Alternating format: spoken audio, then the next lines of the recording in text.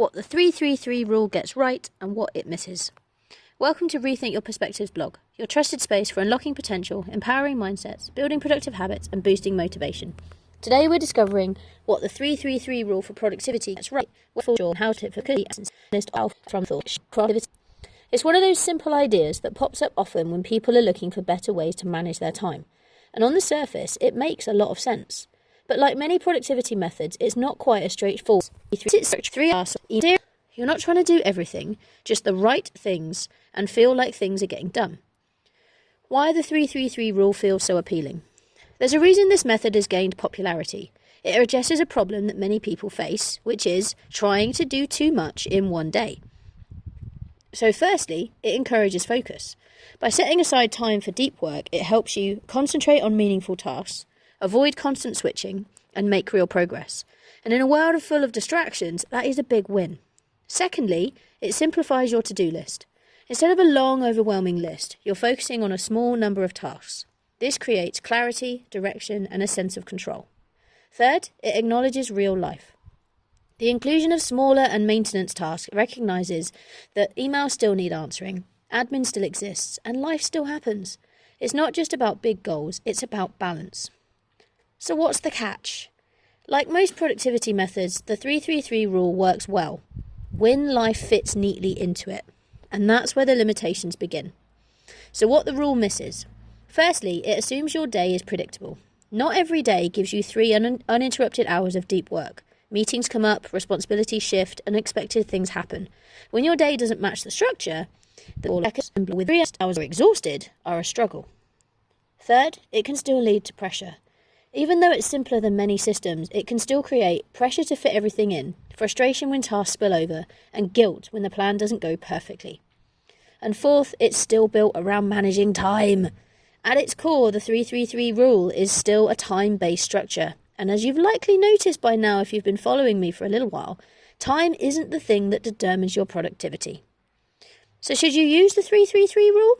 The honest answer? It depends.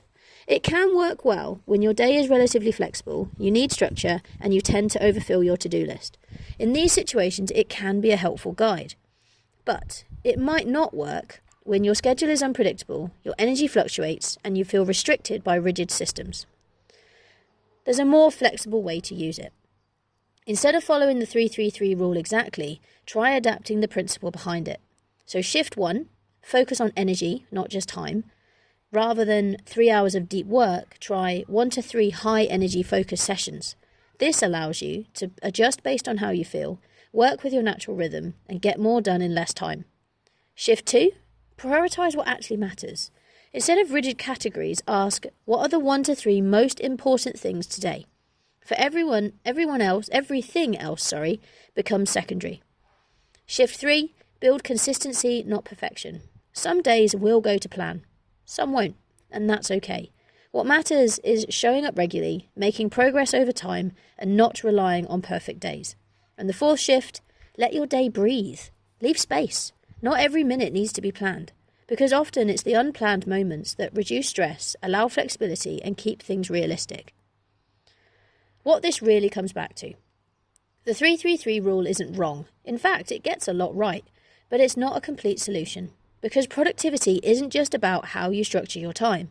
It's about how you use your energy, where you place your focus, and how consistently you show up.